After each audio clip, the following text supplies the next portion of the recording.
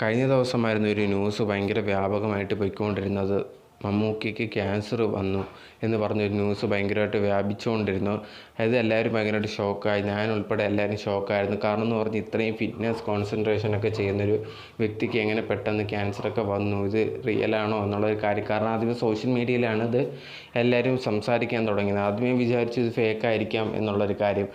അത് കഴിഞ്ഞപ്പോഴാണ് ഇത് മെയിൻ സ്ട്രീം മീഡിയാസ് വരെ ഇത് എടുത്ത് സംസാരിക്കാൻ തുടങ്ങി. ഇങ്ങനെ എന്താണെന്ന് പറഞ്ഞ് ഇദ്ദേഹത്തിന് ക്യാൻസർ ഉണ്ടോ എന്നുള്ളൊരു കാര്യം. അങ്ങനെ അവസാനം എന്ത് ചെയ്യുന്നു അറിയാൻ സാധിച്ചത് ഇത് അദ്ദേഹത്തിന് ക്യാൻസറോ കാര്യങ്ങളോ ഒന്നും തന്നെ ഇല്ല.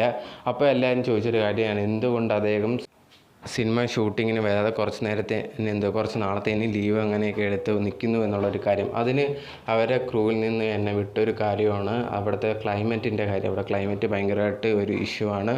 അത് മമ്മൂക്കയ്ക്ക് ഭയങ്കരമായിട്ട് പറ്റുന്നില്ല. അതുകൊണ്ട് മാത്രമാണ് ഒരു ബ്രേക്ക് എടുത്ത് അദ്ദേഹം മാറി നിൽക്കുന്നത് എന്നുള്ളൊരു കാര്യമാണ് ഇപ്പോൾ മീഡിയ വഴി നമുക്ക് മെയിൻ സ്ട്രീം മീഡിയ വഴി അറിയാൻ സാധിച്ചിട്ടുള്ള കാര്യം. അല്ലാതെ മമ്മൂക്കയ്ക്ക് ഒരു കാര്യത്തിലുള്ള അസുഖങ്ങളോ കാര്യങ്ങളോ ഒന്നുമില്ല. അങ്ങനെ സോഷ്യൽ മീഡിയയിൽ ഭയങ്കരമായിട്ട് പടരുന്ന ആ ഒരു ന്യൂസ് എന്ന് പറയുന്നത് വളരെ തെറ്റായിട്ടുള്ള ഒരു ന്യൂസാണ്. അങ്ങനെ മമ്മൂക്കയ്ക്ക് ഒരു പ്രശ്നങ്ങളോ കാര്യങ്ങളോ ഒന്നും തന്നെയില്ല.